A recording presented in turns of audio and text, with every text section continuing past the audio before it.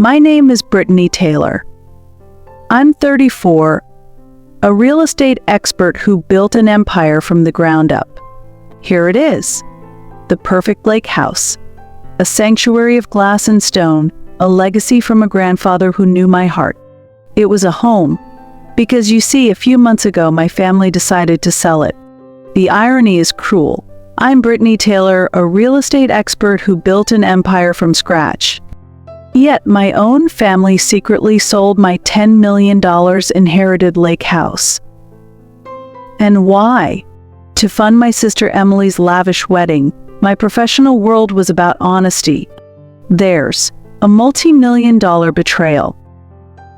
The staggering betrayal hit me in waves. It wasn't just the money. It was the family favoritism, a lifetime of it, condensed into one brutal act. They saw my success not as something to be celebrated, but as a resource to be exploited. My sister's lavish wedding, a symbol of their perfect family, was built on a lie. My lie. My money. The collapse of trust was deafening. My own parents, the people who were supposed to protect me, had forged my signature. They had sold my sanctuary, the very place that was supposed to be my safe haven. This wasn't an accident. It was a calculated, cold-blooded act of betrayal. And this was just the beginning of my story. To understand the betrayal, you have to understand the family. From day one, there was Emily, the golden child. The one who got the best grades, the lead in every school play, the effortless charm. She was the one who was celebrated, the one who was praised, the one who could do no wrong. I, on the other hand, was the shadow, the quiet, responsible one, the one who carried the weight of the family without a word of complaint. My role was simple: support cast. Emily's achievements were a source of family pride, a testament to my parents' perfect parenting. My grades, my accomplishments were just expected. They were never celebrated.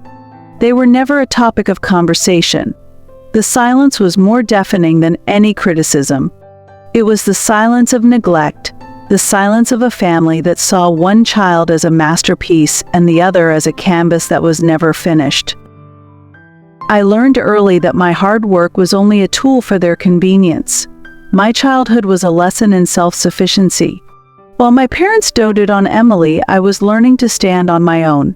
It wasn't about love, it was about responsibility. I wasn't a daughter, I was a provider. I was the one who had to be the rock, the pillar of strength. I was the one who had to sacrifice. The emotional imbalance was a wound that never healed. It was a wound that was about to get a whole lot deeper. I built my real estate business from nothing. Late nights, early mornings, countless weekends spent poring over contracts while they were at brunch. I didn't get a handout. I earned every single dollar. My success wasn't a surprise to me. I had worked for it. I had bled for it. But to my parents, it was as if a lottery ticket had just fallen into my lap. They saw my accomplishments as some sort of fluke, a happy accident they could now benefit from. Never a testament to my effort. I remember my father once saying, "It's nice you have a little hobby that pays so well." A hobby. A billion-dollar empire built with my blood and sweat, and he called it a hobby. It was a dismissal so casual, so ingrained, it almost felt like a compliment. Almost. My mother, on the other hand, was more practical. She saw dollar signs. She saw my success as a means to an end, a way to maintain their lifestyle and, of course, to fund Emily's future. They never asked me about my work. They never celebrated a new deal. They never even pretended to be interested. My entire existence was a backdrop to Emily's spotlight. My success was an inconvenience, a surprising turn of events they had to navigate. It was as if they couldn't wrap their minds around the fact that the quiet, undervalued daughter had become the most successful person in the family. It was a reality that challenged their entire worldview. They had a narrative, and I didn't fit into it. The narrative was simple. Emily was the star, the one who was meant for greatness. I was the reliable, invisible one, the one who was supposed to be in the background. My success was a glitch in their system, and they couldn't stand it. so they found a way to make my success theirs. A way to reclaim their power. A way to put me back in my place. And it was all about that beautiful lake house, a symbol of my freedom, a symbol of everything they were about to steal. The lake house wasn't just a building, it was my sanctuary. It was the only place where I wasn't just Emily's sister or the responsible one. With Grandpa Walter, I was just me. He saw the person beneath the persona. He saw the girl who loved to fish, who loved to read, who just wanted a little peace. He was the one who taught me to build, to fix, to create. He taught me my first lessons in real estate long before I ever knew it would be my career. He gave me a foundation. While my parents were busy parroting Emily around like a show pony, Grandpa Walter and I were here. He was my quiet ally. He was the one who saw my potential. The one who told me that my worth wasn't in the validation of others, but in my own strength. He left the house to me because he knew it was the one thing my family could never control. He knew it was my safe haven, my fortress. He gave me a treasure. He gave me the one thing they couldn't take. The irony is that this house, a symbol of my grandfather's love and my freedom, was the very thing my family chose to betray me over. They saw a number. They saw a resource to be plundered. They didn't see the memories. They didn't see the love. They didn't see the legacy. They just saw a way to fund a party, to maintain their perfect image. And that, my friends, is the most painful kind of betrayal. When they don't just steal a thing, they steal your past. I remember the lawyer's voice, calm and professional, as he read the will. He got to the part about the lake house, the part that was all mine. The room went silent. You could feel the air change from anticipation to disappointment. My parents' faces, once so composed, fell. It was as if I had stolen something from them. The lake house wasn't just a house. It was a tangible asset, a symbol of wealth that they felt should have been theirs to control. And then there was Emily. Her reaction was immediate. Her smile, which had been plastered on her face the entire time, vanished. She shot me a look of pure jealousy. It wasn't just about the house, it was about the fact that I had received something so valuable, so personal from Grandpa. She saw it as a betrayal from him, not a gift to me. Her entire identity was built on being the one who got everything. My inheritance was a glitch in her perfect narrative. The ride home was silent. The disappointment was a thick, suffocating blanket. My mother finally broke the silence, not to congratulate me, but to question my grandfather's sanity. "Why would he do that?" she said. "Emily needs a down payment for her wedding venue." This could have been so useful. That was their word for it. My grandfather's legacy, the one thing that was truly mine, was just useful to them. It was a commodity, not a memory, not a promise. It was always a double effort for me. The contrast was stark, even in childhood. I remember in high school I needed a new textbook for my chemistry class. My parents told me to get a part-time job, so I did. I worked at a local bookstore, saving every dime. My hands smelled of old paper and ink, but I got my textbook. It was a victory, earned with my own two hands. A small thing, but it was mine. A few months later, Emily needed a car for her senior year, not for a job, just for convenience. My parents bought her a brand new convertible, no questions asked, no lectures about responsibility. It was a gift that cost more than all my textbooks, all my part-time jobs, all my efforts combined. It was a constant reminder that for them, some kids earned their way, and some were just given things. The injustice was a heavy weight on my shoulders. This wasn't an isolated incident. It was a pattern. The rule. I was the one who had to earn my spot. I had to prove my worth. Every single day, I was the one who had to be the rock, the responsible one, the one who had to make sacrifices. And for a while, I accepted it. I thought that maybe, just maybe, my hard work would eventually earn their respect, their love. But it never did. It only made them expect more. They never saw my hard work as a virtue. They saw it as a necessity. Emily's success was a given. My success was a bonus they could use. My double effort, my sacrifices, my quiet responsibility, they were all just tools for their own convenience. Tools to maintain the perfect facade. Tools that they were about to use to sell the one thing that truly mattered to me, my sanctuary, my inheritance, the very last gift from a man who loved me for me. The lake house betrayal wasn't an isolated event. It was the culmination of a lifetime of small cuts. I remember my 16th birthday. My parents were throwing a huge party for their anniversary the day before. The cake came out. My mother clapped. "Happy anniversary," she said. They completely forgot my birthday. I just stood there, an afterthought, a silent, invisible ghost at my own celebration. And the grades. My 4.0 GPA in college. I called home to tell them. My mother said, "That's nice. Emily just got a C on her final, but she's so exhausted from her social life. No praise. No, I'm proud of you." Just another way to justify Emily's failures while my successes were dismissed. It was a constant, exhausting battle to be seen, to be acknowledged. A battle I was losing every single day. My father would often say, "Emily just has a way with people." He never mentioned my work ethic, my resilience, my drive. My value was in what I could do for them, not in who I was.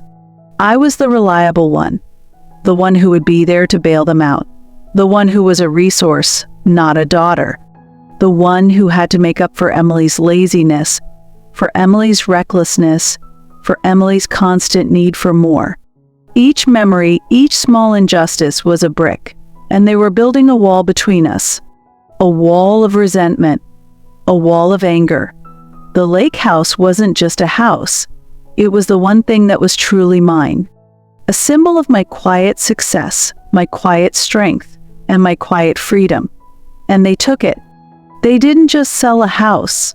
They took the last piece of my heart that still belonged to them. And in doing so, they gave me the final, undeniable proof that I had to fight back. Not for the money, not for the house, but for the little girl they had always overlooked. The meeting was a routine one. I was an expert, after all. I talked about market trends, interest rates, and the best neighborhoods for investment. My client, Susan Jones, was all smiles. We were discussing her dream home, a perfect, simple Monday morning. I had no idea that a single, casual comment was about to turn my entire world upside down. It started with a simple question. Susan looked up from her notes. "You know," she said, "I was actually looking at that beautiful lake house your family had listed. The one that was just sold. It's a stunning property. We almost made an offer on it." My heart dropped. I felt a cold jolt run through me. "I'm sorry," I said. "There must be a mistake. My family didn't sell the lake house. It's not for sale." Susan laughed, a light, innocent sound that only deepened my unease. "Oh no, I saw it online. It was a private listing, but it was all over the real estate forums. It was listed as the Taylor family property. It sold a few weeks ago. I mean, the price was a little steep, but with a wedding to fund, I guess you have to do what you have to do, right?" Her words were a casual observation. To me, they were a dagger twisting in my gut. A dagger made of money and deceit. I forced a smile, my hands clenching under the table. I'm so sorry, Susan. I need to take a call. Something just came up. I'll get back to you." I didn't even wait for her to respond. I just stood up and walked away. My legs felt like jelly. My mind was a storm, a whirlwind of fragmented memories and new information. The wedding, the inheritance, the secret sale. It all came crashing together in a symphony of betrayal. A symphony that was just beginning to play. I drove to the lake house in a blur, my hands white-knuckled on the steering wheel. "This is a mistake," I told myself over and over. Susan must have seen a different property. It's a different Taylor family. It has to be. My mind was racing, clinging to any possible explanation, any crack in the story that would prove it was all a nightmare. But deep down in the pit of my stomach, I knew. I rounded the final bend.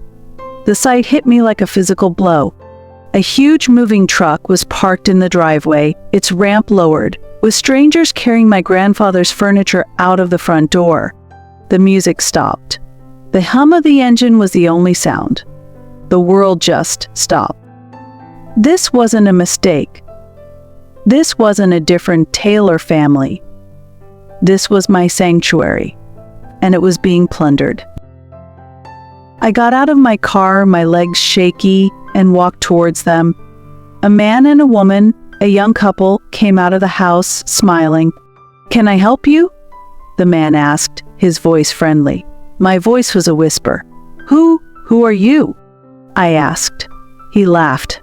"I'm John. We just bought the house." A little overwhelming, but we're so excited. I felt a sharp pain in my chest. "Bought? From whom?" My voice was barely a sound. "From the Taylors, your parents, I think. They said they were selling it for their daughter. We actually met her. A very nice girl. She signed the papers herself. The daughter who inherited it." Emily, was it? My blood ran cold. He had the name wrong, but the betrayal was now undeniable. My parents hadn't just sold it. They had impersonated me. Or worse, they had used my name. I got out of my car, my legs shaky, and walked towards them. A man and a woman, a young couple, came out of the house, smiling. "Can I help you?" the man asked, his voice friendly. My voice was a whisper. Who are you?" I asked. He laughed. "I'm John. We just bought the house." A little overwhelming, but we're so excited. I felt a sharp pain in my chest. "Bought? From whom?" My voice was barely a sound. "From the Taylors, your parents, I think. They said they were selling it for their daughter. We actually met her. A very nice girl. She signed the papers herself. The daughter who inherited it." Emily, was it? My blood ran cold. He had the name wrong, but the betrayal was now undeniable. My parents hadn't just sold it. They had impersonated me. Or worse, they had used my name. I found the payment records. A wire transfer. The amount was staggering. $10 million. That was the price. I pulled up the records for the wedding venue. The price tag for that day alone was over $500,000. It was all there. The paper trail of their greed. Their lies. Their ultimate betrayal. It wasn't a sudden, reckless act. It was planned. Meticulously, professionally planned. I found a note attached to the file, a small handwritten note from my mother to their lawyer. "Everything for Emily's wedding. Don't worry about Brittany. She'll get over it. She'll get over it." 4 words that summed up my entire existence to them. 4 words that dismissed a lifetime of sacrifices. 4 words that dismissed my grandfather's love. They didn't see my tears. They saw a resource. They didn't see my heart. They saw a bank account. And then it hit me, not with a whisper, but with a roar. They hadn't just stolen a house. They had stolen a legacy. They had stolen my grandfather's love. They had stolen my peace. They had stolen my freedom. They had stolen the last piece of my heart that still felt like it belonged to them. And for what? A lavish party. A perfect facade. A lie. It was a lie built on my trust, my hard work, my love. This wasn't just a betrayal.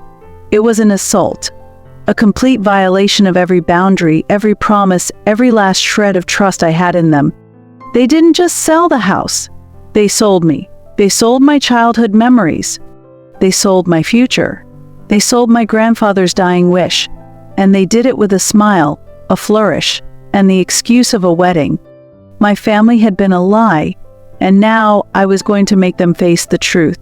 All of it. The rage had a purpose now. It wasn't a wild, uncontrolled fire. It was a cold, sharp blade. It had a target.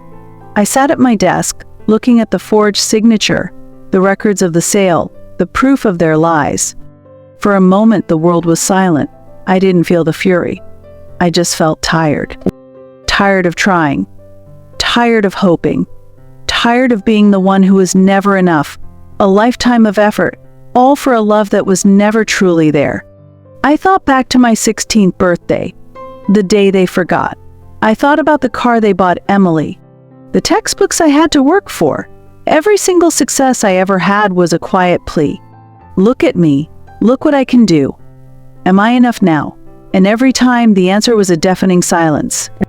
The silence of a family that saw my life as a series of fortunate events, not as a testament to my grit. The silence of a family that saw me as a resource, not a person. And then it happened. The turning point. I looked at the forged signature, and something clicked. The anger, the pain, the resentment, it all came into a single, sharp focus. My entire life, I had been trying to win a game I was never meant to win. I was playing by rules they had made up just to keep me in my place. And now they had cheated.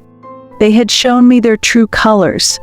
They had given me a perverse kind of freedom. They had sold the house. They had taken the money. They had used me as a resource one last time. And in doing so, they had cut the last emotional tie I had to them, the last shred of hope that they would ever change, the last piece of my heart that was still holding on. They had released me. The anger wasn't about them anymore. It was about me. It was about reclaiming my worth, my identity, my life. It was about finally, truly standing on my own 2 feet. Not as a daughter, but as a person. I wasn't going to seek their approval. I wasn't going to ask for an explanation. I wasn't going to beg for their love. I was going to fight back, not with words, not with tears, but with the very thing they thought they had control over: my success. I was going to use my expertise, my knowledge, my power to get my house back, to get my life back. It wasn't about revenge. It was about justice. A cold, hard, methodical justice. It was a promise to my grandfather. It was a promise to myself. It was the only way I could finally be free. I walked into the house, the smell of my mother's roast filling the air. It was a picture of a perfect family dinner. Emily was there, laughing about her wedding plans, my parents smiling, doting on her every word. It was a performance. I was the uninvited guest, the one who knew the script was a lie. My heart was a lump of lead in my chest. The anger was a silent, simmering fire beneath my professional smile. I had to do this. I had to break the perfect illusion. We sat down. The small talk was excruciating. I felt their gazes, their silent judgment. "How's work, honey?" my mother asked, her voice sweet. "Still busy making a little hobby pay," I said, using my father's words against him. He flinched. "The first crack in the facade. I'm sure you're doing great," Emily said, dismissing me with a wave of her hand. That's when I knew it was time. "Actually," I said, my voice cutting through the small talk, "I had a client today who brought up the lake house." The room went silent. The forks stopped clinking. My father cleared his throat. "Oh, that old thing," he said, his voice a little too loud. "We'll talk about that later, Brittany." "It's dinner." He was trying to take control. "No," I said, my voice steady, "we're going to talk about it now." "Why did you sell my house?" "The house Grandpa left to me. The house that was my inheritance, my sanctuary." "You sold it, didn't you?" My mother looked at me, her eyes wide with shock. "Brittany, we had to. The wedding, Emily's dreams, it was for the family." The justification was so casual, so infuriatingly self-serving, it made me sick to my stomach. Emily slammed her fork down. "You're being selfish, Brittany. This is a family matter. My wedding is a big deal. You have all the money in the world. What's one house?" "What's one house?" she asked. I laughed. A cold, bitter laugh that echoed in the silent room. "It was my home, Emily, not yours. Mine." My father stood up. "That's enough, Brittany. You're making a scene. Be grateful. We gave you everything. The irony was so thick I could choke on it. Everything, I said, my voice rising. You gave Emily everything. You gave me nothing. You gave me a forged signature. You gave me a betrayal. You gave me the one thing I never thought you would, a reason to stop trying to be the perfect daughter. I took the envelope from my pocket. You want to know what else you gave me? I said, my voice a whisper now, a calm before the storm. I pulled out the forged deed.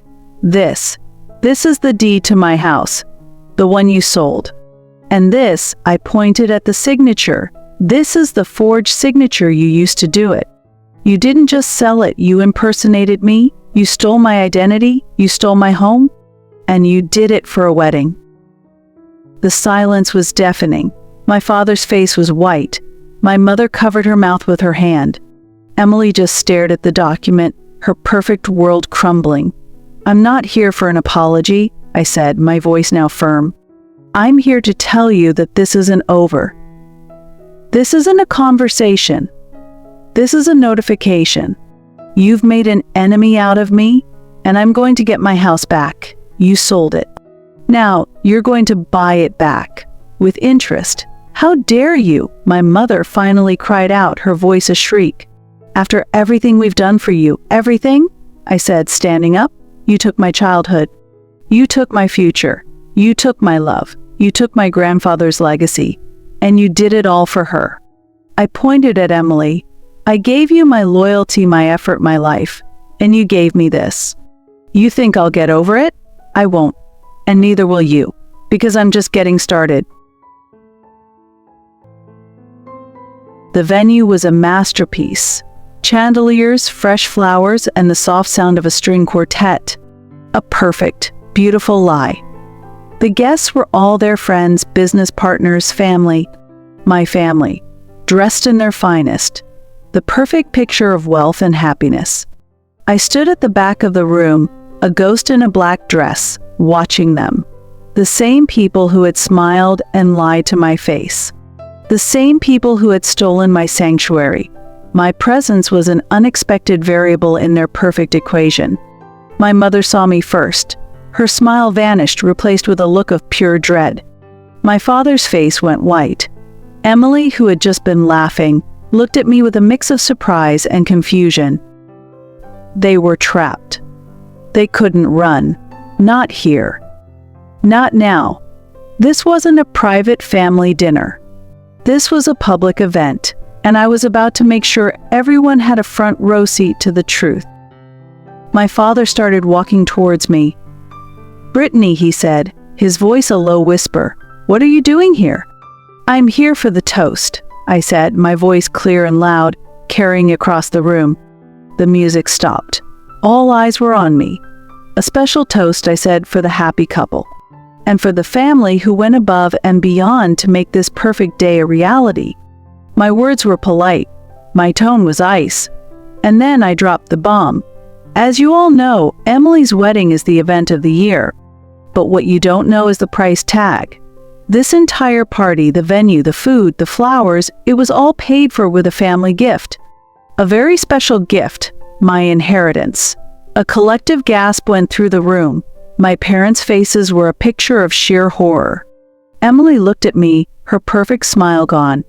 It was paid for with the sale of my house, the one my grandfather left to me. My mother tried to interrupt. "Brittany, don't. It was a family decision. A family decision," I said, my voice rising in a cold crescendo. "Let's talk about that family decision. My parents used my name, my identity, to sell my home. They forged my signature on the deed. They sold my grandfather's legacy for a party. A party for the golden child who couldn't earn her own way in the world. It was a direct hit." The anger in the room was palpable. I walked towards them, a fire in my eyes. "You thought you could just sweep it under the rug. You thought my grandfather's love was just a commodity. You thought my life was just a resource for your convenience. But you were wrong." I pulled out a large, official-looking document from my bag. The silence was now absolute. "This," I said, holding up the forged deed for everyone to see, "is the deed to my home. The one you sold. And this is the proof of your forgery.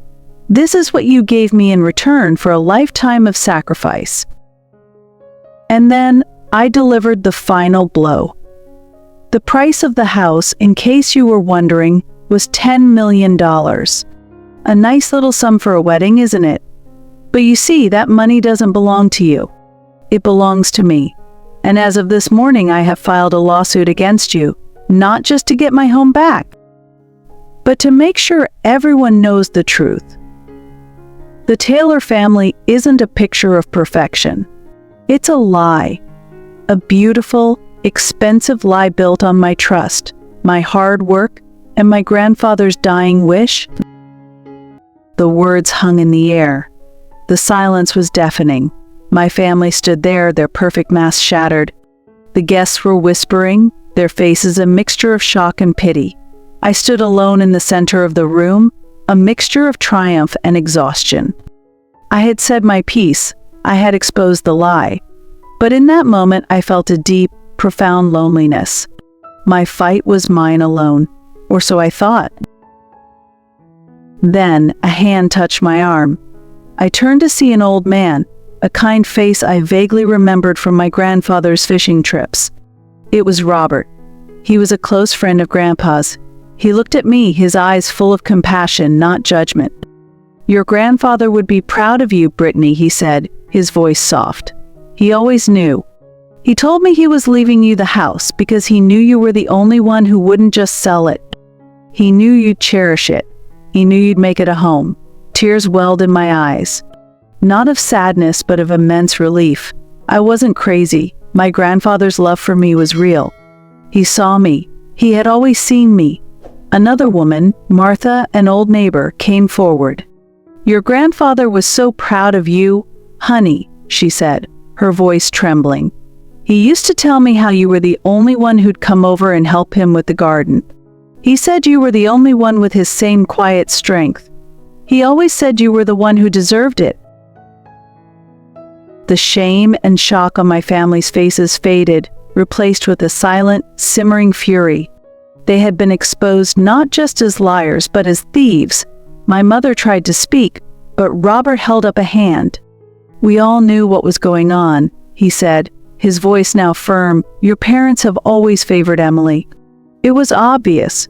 But to impersonate your own daughter, that's a new low. And it's a crime." "We'll testify for you, Brittany," Martha said. "We'll tell the court what we know. We'll make sure your grandfather's wishes are honored." In that moment, the loneliness I had felt vanished. I wasn't fighting for revenge. I was fighting for justice, for my grandfather, for myself. The fight wasn't a punishment for them. It was an act of love for the man who had loved me. My family was a lie, but my grandfather's love and the people who knew it were real. The crowd was in a frenzy. My parents, in a state of disarray, were surrounded by shocked guests. My father broke away from the crowd, his face a mask of panic and fury. He grabbed my arm, his grip surprisingly tight. "Brittany," he hissed, "we need to talk, now." He pulled me away from the chaos into a quiet back hallway. The sound of the party faded, replaced by the heavy silence of our shared history. He was no longer the confident patriarch. He was a cornered animal. "What do you want, Dad?" I asked, my voice flat. "To get this whole thing to stop. Please. You're ruining everything. You're ruining Emily's wedding." He was begging, but not for forgiveness. He was begging for the lie to continue. "It's a little late for that," I said, gesturing back at the party. "The truth is already out. You chose to make it public. You chose to build your family on a lie, and now it's collapsing in public." His face was ashen. He was finally seeing the consequences of his actions. We were in a tough spot. He finally admitted, his voice breaking. "The firm, it's been struggling. We had a few bad investments. We lost a lot. And with Emily's wedding, we had to keep up appearances. We couldn't let everyone know we were failing. We couldn't let Emily down. It was the only way to get the money we needed." He was making excuses. But for the first time, he wasn't just lying. He was confessing their pathetic desperation. My eyes went cold. So you didn't do it for Emily's dreams. You did it for your own pride. To save your reputation. You sold my inheritance. You stole my home. And you impersonated me, all because you were too proud to admit you failed. The bitterness was a physical sensation. You didn't see me as a person. You saw me as a bank account. A resource. A fool you could take advantage of.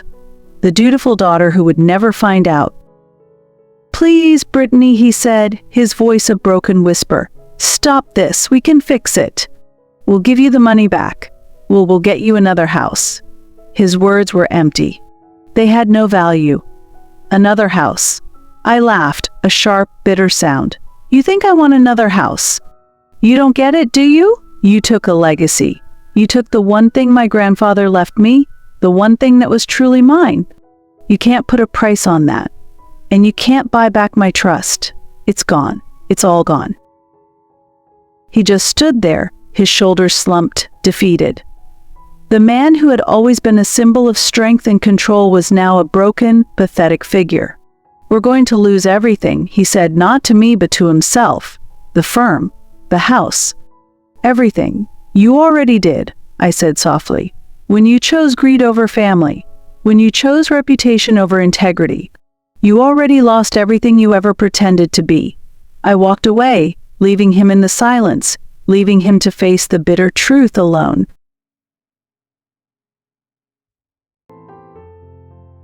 The drive home was a blur. The engine was a low hum, a soft counterpoint to the roaring silence in my head. The adrenaline was gone, replaced by a deep, hollow ache. I had done it. I had shattered their perfect world in front of everyone they cared about. It was a victory, but it felt empty. The anger, the fury, the desire for revenge, it had all led to this. And in the silence, I had to face the real truth. I got back to my apartment. The silence there was different. It wasn't the silence of a lie, but the silence of a truth. I sat on my couch, surrounded by my own books, my own art, my own life. I was alone, but for the first time, it didn't feel lonely. It felt free. Free from the constant need to please. Free from the weight of expectations.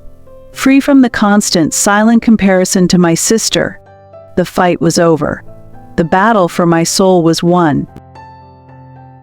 I had spent my entire life trying to earn a love that was never truly offered.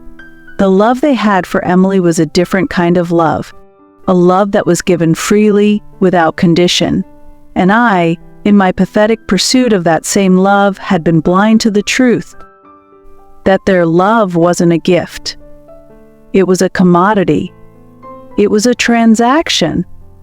And I was the one who was never worth the price. But my grandfather's love, that was a different story. His love wasn't a transaction. It was a foundation. He saw me. The real me. The one who loved the garden, the one who loved the quiet of the lake house, the one who worked hard for what she wanted. He didn't just give me the house. He gave me the one thing they never could, a sense of belonging, a sense of worth. His love was not a price to be paid, but a gift to be cherished. I realized that the revenge wasn't just about the house. It was about honoring his memory. It was about protecting the legacy he left me. It was about making sure that their greed wouldn't erase the one true love I had ever known. The lawsuit wasn't a punishment. It was a correction. A way to set the record straight. To say what you did was wrong. And I am not going to let you get away with it. Not for me, but for him. For my grandfather. I went to the lake house. The new owners were gone for the weekend. I walked up to the front door, and for the first time, I felt a different kind of connection to it. Not one of memory, but one of a future. It wasn't a ghost. It was a promise. I sat on the dock, watching the sun set over the water. The same sun that my grandfather and I had watched so many times. The same water we had fished in. It was still there. The peace, the beauty, the home, it was still there. and it was still mine. I pulled out my phone. A text from my friend. Not an old one, but a new one. A friend who knew me. A friend who saw me. A friend who had supported me. "How are you?" the text read. "I'm okay," I replied. And I meant it. My family had been a lie. But my friends, my career, my life, that was real. I was building a new family. A family of choice, not of blood. The lake house wasn't just a physical place. It was a metaphor. It was a symbol of my freedom. I was no longer chained to the past. I was no longer a puppet in my family's drama. I was no longer seeking their approval. I was my own person. A person who had faced her demons. A person who had won. My revenge wasn't just about money or property. It was about reclaiming my soul. And now my soul was finally at peace. It was a new day.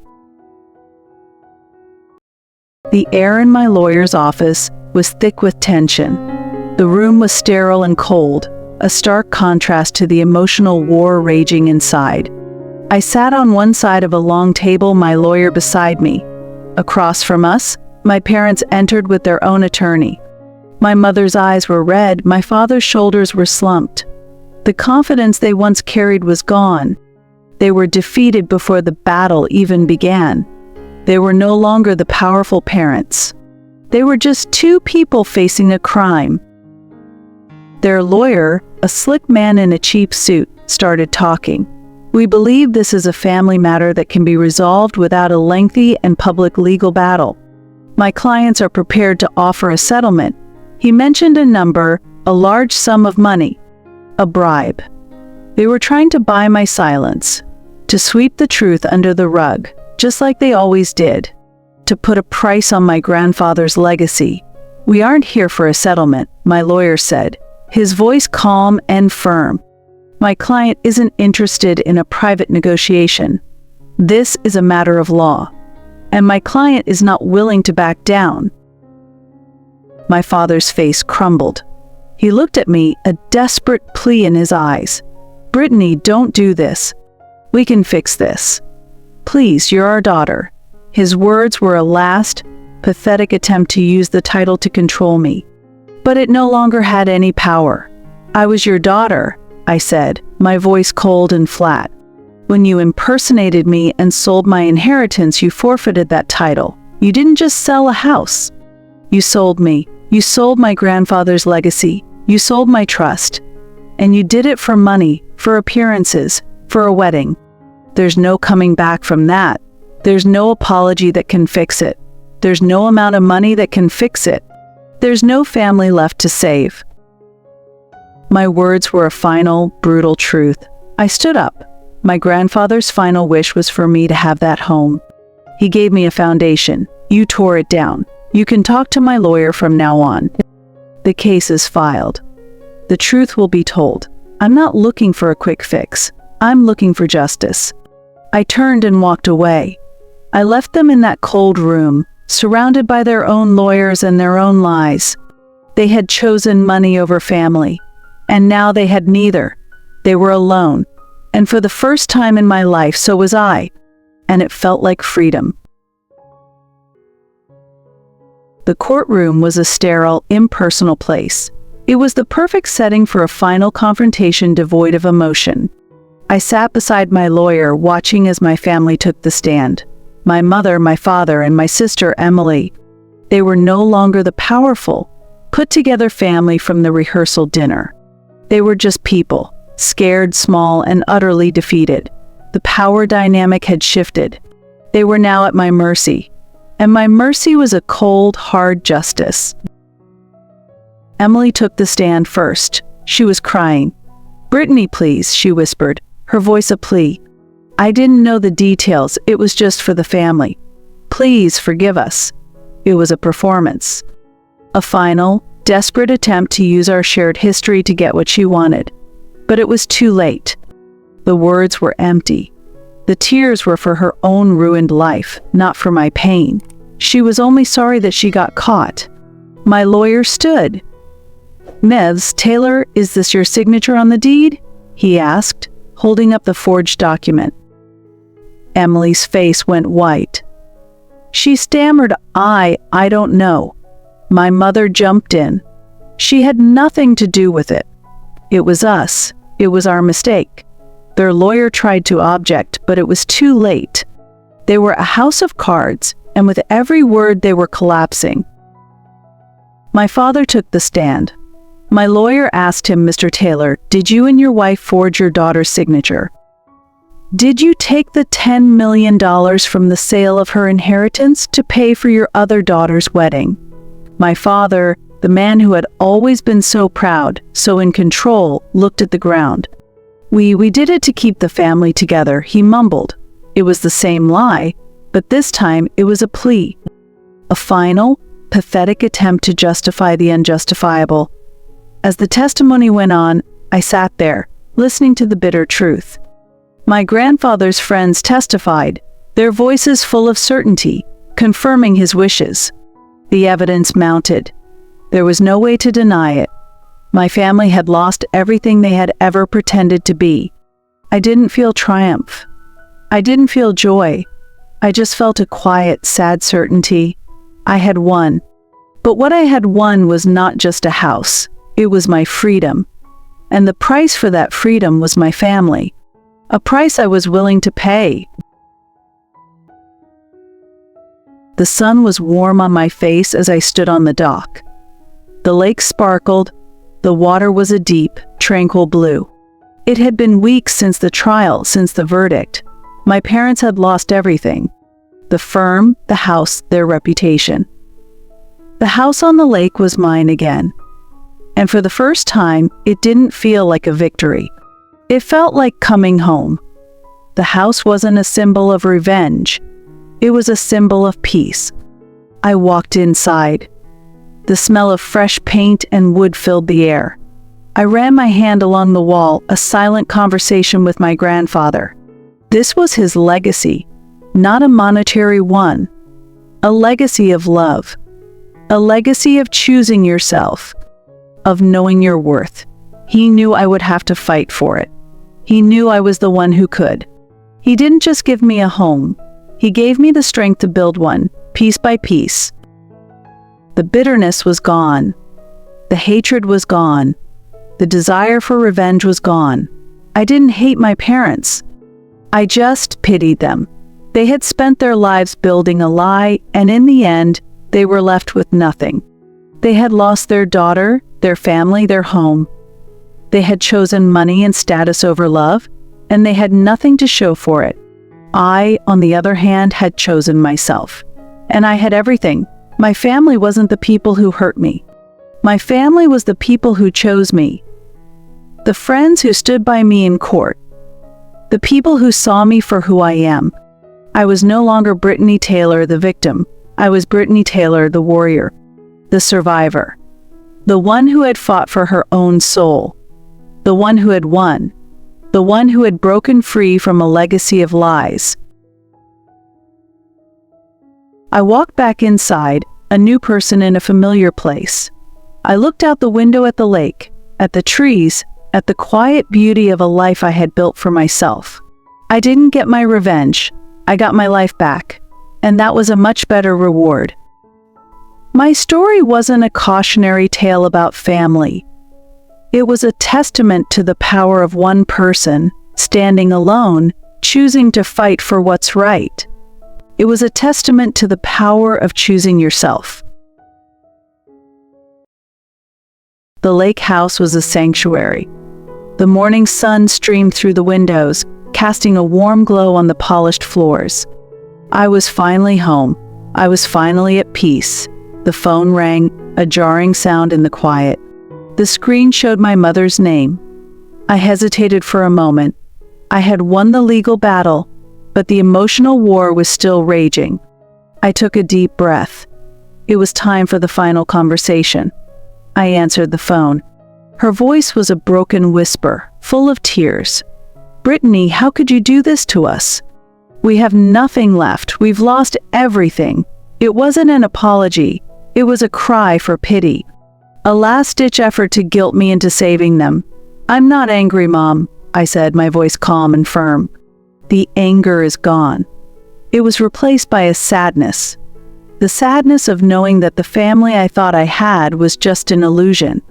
You lost everything when you chose money and status over me, not when I chose justice.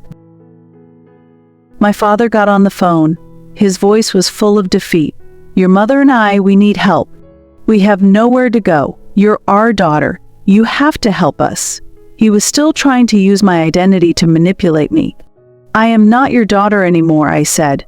When you forged my signature, you severed that tie. I am your adversary, the one who brought you to justice. I am no longer responsible for your mistakes. I am no longer responsible for you. I listened as they pleaded, as they begged. The sadness in my heart was profound. They had chosen to sacrifice me for their own pride. And now, they were left with nothing. I told them that the house was now my sanctuary, a place where I could heal, where I could be at peace. I told them that I would not be giving them money, that I would not be letting them stay with me. I was not their savior. I was my own. I told them I was setting up a foundation in my grandfather's name with some of the money from the house, a foundation for young people who had been betrayed by their families. This was my final, symbolic act of defiance. My family's legacy was gone. My grandfather's legacy was just beginning. It was the end of a lie. It was the beginning of a truth. I told them that this was goodbye, not forever, but for now. I said I hoped they would find peace. And I meant it, not for me, but for them. I hung up the phone. The house was quiet again. The phone was silent. The family was gone. I walked out onto the dock and looked at the water. The sun was setting, casting a warm glow on the lake. It was a new day, a new life, a new beginning. I was not a victim. I was not a survivor. I was me, Brittany Taylor. And for the first time in my life, I was free. Free to choose myself. Free to choose my own path. Free to live a life of my own choosing. And that was all I ever needed. The sun on the lake was a familiar sight. The air was crisp, and the scent of the pine trees was a welcome comfort. It had been months since the trial, since I had last spoken to my family. The legal battle was over. The house was mine. The quiet was finally settling in. The pain of the past was no longer a raw, open wound. It was a scar, a reminder of what I had survived. And I was learning to live with the scar, to see it not as a mark of betrayal, but as a testament to my strength. The house was no longer just a house. It was a home. I had poured my heart into it, restoring it to its former glory. I had repainted the walls, replaced the furniture, and planted new flowers in the garden. Every stroke of the paintbrush, every pot of soil was a step towards healing. This wasn't just a physical restoration. It was a spiritual one. I was building a new life, a life built on my own terms, a life free from the expectations and lies of my past. My revenge was not about destroying them. It was about building myself. I had started a foundation in my grandfather's name. It was called the Taylor Foundation for Family Betrayal. The money from the sale of the house was being used to help young adults who had been betrayed by their own families. People who had been cut off, disinherited, or emotionally abused. It was a way of turning my pain into a purpose, of turning their greed into a force for good. My grandfather's legacy wasn't just the house. It was the love and kindness he had taught me. And I was honoring that legacy in the best way I knew how. I had also found a new family, a family of choice, not of blood. My new friends, the ones who had stood by me during the trial, had become my tribe. We would have barbecues on the weekends, we would go hiking in the woods, we would just sit on the dock and talk for hours. They saw me, the real me. They didn't see me as Brittany, the victim. They saw me as Brittany, the warrior, the survivor, the one who had fought for what was right. And in their eyes, I saw my own worth reflected. The old memories still surface sometimes. The feeling of being invisible, the sting of their indifference, the betrayal. But the memories no longer held the same power. They were like old photographs, faded and distant. The pain was no longer a part of my present. It was a part of my past. I had broken free from the chains of their lies. I was the author of my own story. And my story wasn't a tragedy. It was a love story. A love story between me and my grandfather, and a love story between me and myself. The revenge had been sweet, but the life I had built was sweeter. I didn't get my family back. I didn't get an apology. I didn't get any of the things I once thought I wanted. I got something better. I got my soul back. I got my freedom back. I got my life back. And that was a victory that no amount of money or property could ever buy. My story was a testament to the fact that you can't choose your family, but you can choose your life. And sometimes choosing your life means leaving your family behind. And that's okay. The sun was a warm blanket on my skin. It had been years since the trial, years since I had seen their faces, heard their voices. I had built a new life, a quiet life, a happy life. My phone rang. A number I didn't recognize. I answered it, a sense of quiet dread settling in my stomach. "Hello," my mother's voice, hesitant, fragile, responded. "Brittany, it's me, your mom." The sound of her voice brought a flood of memories, but they were distant, like a dream I'd forgotten. We lost everything," she said, her voice cracking. "The firm went bankrupt. Your father and I, we had to sell the house. We have nothing left." The news wasn't a shock. It was an inevitability. "Mom, why are you telling me this?" I asked, my voice calm. She was not begging for money this time. She was simply stating the truth. The truth they had run from for so long. She wasn't seeking a handout. She was seeking absolution. "I'm calling because I'm so sorry, Brittany," she said, her voice a raw plea. "I'm so sorry for what we did to you. For the house. For your grandfather's will. For everything. We were so desperate to keep up appearances. We thought it was the only way. We were wrong. We should have told you. We should have asked for help. It was the apology I had always wanted. The one that was never offered. And now that it was here, it felt too late. I accept your apology, Mom," I said. "But it doesn't change anything." She was silent. "The past is the past. What you did, it's a part of our story now. And a story can't be unwritten. I've built a new life. A life without the drama, the lies, the pain. I can't go back to that. I won't go back to that. I'm not angry. I'm just moving on." My words were not a punishment. They were a simple, honest truth. The truth of a relationship that had died a long time ago. My father got on the phone. His voice was tired, defeated.